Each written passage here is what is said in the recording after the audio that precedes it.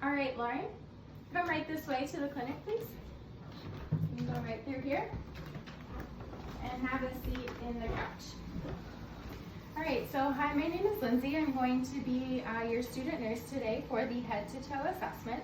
Before we get started, can I just confirm your name and date of birth? Lauren Pierce, 2/19/1993. All right, just checking on your armband.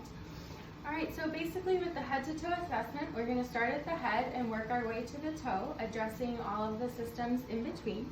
Do you have any questions before we get started? I don't think so. All right. So first, are you able to tell me the year? 2020. And where are we located right now? In Chicago, we're at the clinic.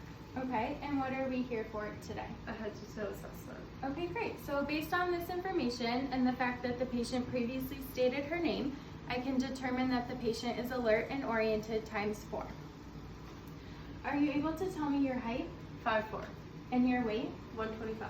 All right, great. So that would indicate to me a normal BMI. Do you have any allergies? I have seasonal allergies. And what's the reaction for those allergies? I usually have coughing and sneezing. Okay, so I would make a note in the chart about the seasonal allergies. Are you in any pain today? I am not. So on a scale of 0 to 10, with 0 being no pain and 10 being the worst pain ever, can you rate that? It's a 0. Okay, so I'd also make a note of that in the chart. If the patient had been experiencing pain, I would move through the old CARTS pain assessment. All right, so we will get started then. Just on a general observation, I did watch the patient walk in. I observed a normal and steady gait. Again, observing her right now, she doesn't appear to be in any distress. She's calm, she's breathing effortlessly, her posture is upright. I'm not noticing any gross deformities or anything abnormal. So we will go ahead and just take a little closer look at the skin. So here I'm looking for moles and lesions. Seeing a few moles with the light skin. It's consistent for her ethnicity. There could be a few moles. If there were any moles of concern, I would move into a focused skincare assessment. But no, not seeing any rashes, tattoos, any other abnormalities. So we'll just go ahead and palpate the skin for temperature. And the skin is warm to the touch, and I'm just going to palpate for muscle tone. And it appears to be good muscle tone. So I'm going to move into your nails. The skin color is consistent again with the rest of her upper extremities. I'm not noticing anything else abnormal. The nail bed looks firm. Are you able to put your nails back to back like this? So with this assessment, I'm looking for clubbing, which I'm not seeing, so indicating you have good oxygenation. Just going to do one other test of the capillary refill, looking for less than 2 seconds. And that looks good, meaning your fingers are getting oxygen. So moving on into the head then, observing her head, it's in normal position, it's appropriately aligned, it's a normal size. So I'm just going to take a look at her scalp and her hair. I'm seeing normal female hair distribution. Feeling for any masses in the head, which I'm not feeling. Taking a look for anything that might be in the scalp, but I'm not seeing anything. The hair, again, is normal. It's an appropriate texture, and appropriate quantity. So that looks good. So we'll move into some of the facial features. Your eyes are symmetric. The eyebrows are symmetric. Is it okay if I do a few more tests of your eye? Of course. All right, so I'm just gonna hold this pen light and have you focus on the pen light, okay? So starting close, moving further away. So the pupils are constricting when it's close up and dilating as it's further away. And then I'm just going to flash it 2 times on each side, so just stay looking straight ahead, okay? So checking for constriction. And then in the other eye, constriction, and the other eye. Great.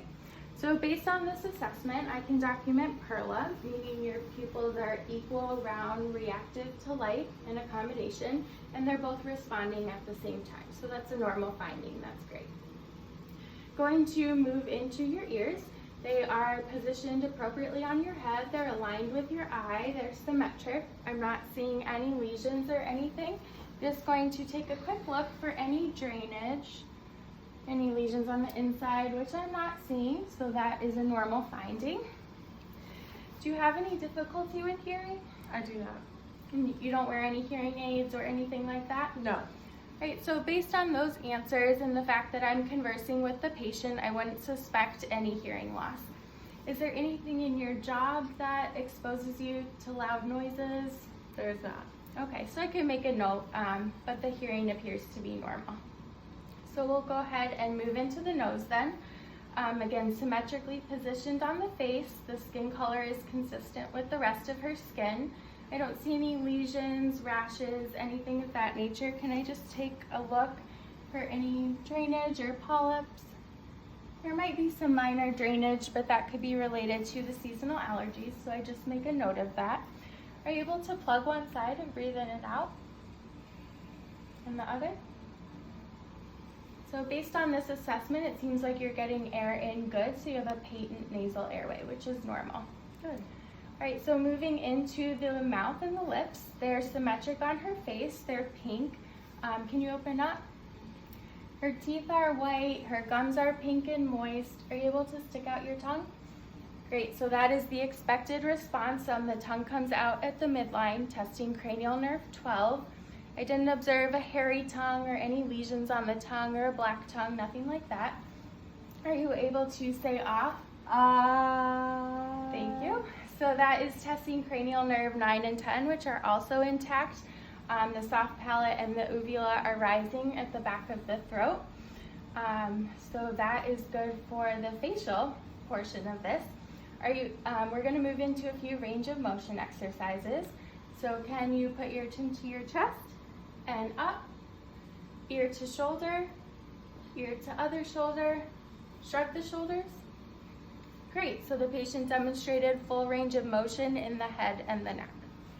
We're going to continue on with some range of motion in the arms. So can you put your arms out and don't let me push down? All right, and then out like this and don't let me push down. Great, and then up like this, don't let me push forward. Great, so the patient demonstrated 5 out of 5 muscular strength bilaterally. So then we're going to just circle out your wrists, flex and then make a fist, touch each finger. Great, so the patient also demonstrated full range of motion in the wrists and the fingers. I'm just going to palpate for your radial pulse right here. Great, and the pulse was observed to be normal, 2+ bilaterally, so that's the expected finding. Going to move into a respiratory assessment. So first thing I'm noticing is she's again calm. She appears to be breathing effortlessly. She's not leaning forward or anything of that nature. Is it okay if I take a listen to some of your lung sounds? Of course. All right, so every time I move my stethoscope, if you could take a deep breath in and an exhale. I'm going to start with 6 locations on the front, and we'll take a break and do it on the back.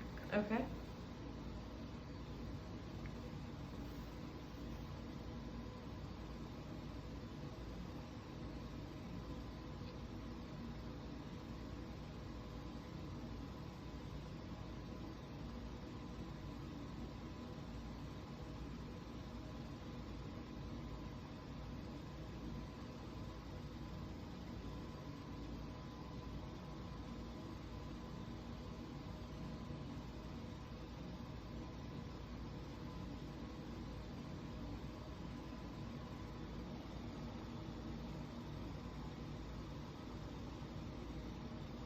All right, we'll just rest for a moment.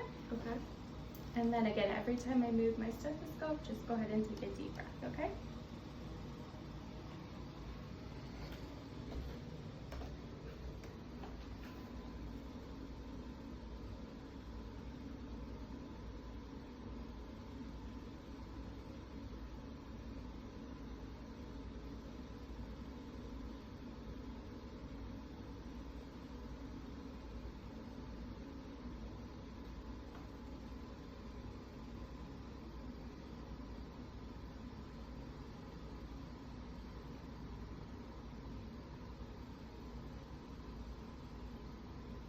All right, great. So we're gonna do 2 more locations, 1 on each side, okay? Okay.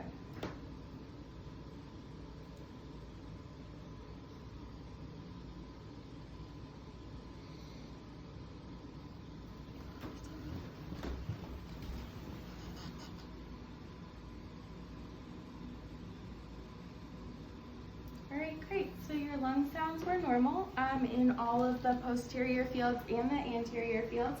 In a normal clinic setting, I would have listened to the patient's lung sounds underneath her shirt, but I didn't hear any adventitious breath sounds, no crackles or wheezes. Bronchial vesicular sounds were heard in the middle of the chest, bronchial sounds around the trachea, and the peripheral lung fields were the vesicular sounds. So that was good on the respiratory assessment. We are going to move into the cardiac assessment then.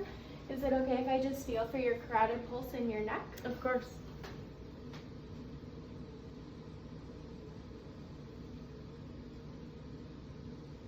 Great, so again, 2+ bilaterally, which is the normal finding.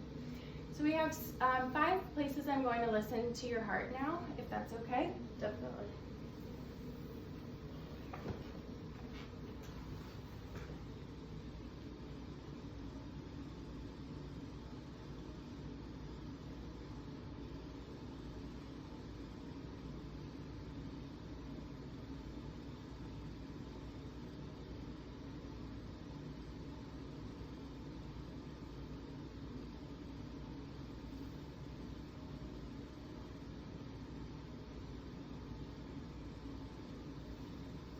All right, so S1 and S2 were heard in all 5 locations. So we had the aortic, the pulmonic, Erb's point, the tricuspid, and the mitral valve. And S1 and S2 were heard there, so that's the normal heart sounds.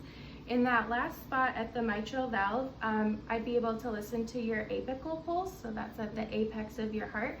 So if we were expecting or anticipating any abnormalities, I could listen to the pulse there for a full minute. We'll move into the GI. Are you able to lay down for me? Sure. All right, is it okay if I just take a look at your abdomen? Yeah. So I'm just looking at the skin. The color is consistent with the rest of her body. I'm not seeing any lesions, rashes, masses, anything of that nature. I'm going to listen to 4 different sounds. Is that okay? Of course.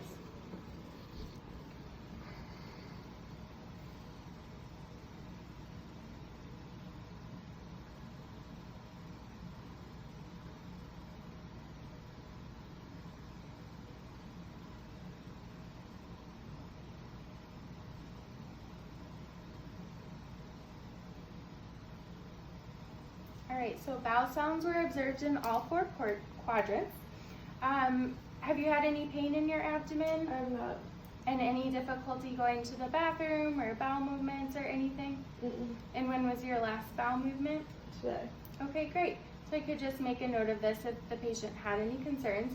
One more thing that I do want to do is some light palpation just to feel. Is that okay? Sure. So I'm just going to palpate lightly. I'm looking for any masses. I'm also watching the patient's facial expressions to see if she's grimacing or in any pain. Any rebound tenderness could be noted, but I'm not seeing any of that. All right, so that's great. I'm going to go ahead and have you sit back up. All right, and we're going to move into the lower extremities. So again, just looking at the skin, it's consistent with the rest of her skin tone, which is consistent for her ethnicity.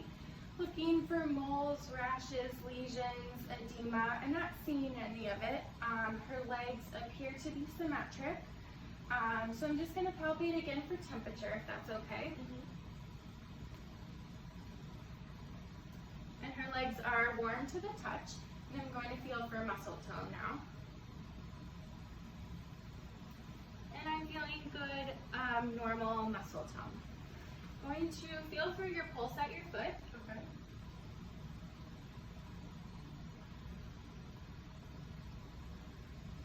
And the pulses in your feet were observed to be 2+ bilaterally normal. So that's good. That means you're getting all the oxygen also down to your feet.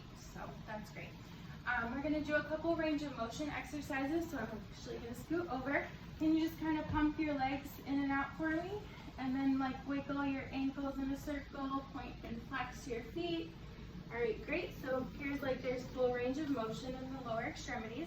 I'm gonna do a couple strength tests now. So don't let me push down and push my hands up. All right, great. I'm gonna try to pull your legs out. Don't let me pull them out. All right, great. And then if you can extend them all the way, kind of. Don't let me push down. All right, great. So 5 out of 5 muscular strength bilaterally and full range of motion in the lower extremities as well. That concludes our head to toe assessment. Did you have any questions about the assessment? I don't think so. All right, is there anything else I can get you? No, you did a great job today, nurse. Thank you. So again, if we were in the hospital setting, I would kind of take an assessment of the room, make sure the bed is in the lowest and locked position, make sure the patient had her call light, that she knew the next time I would be in the room or a provider would be in the room, and just confirm if there was anything else that she needed. So in this case, I will perform my hand hygiene and then I will document the results of the assessment.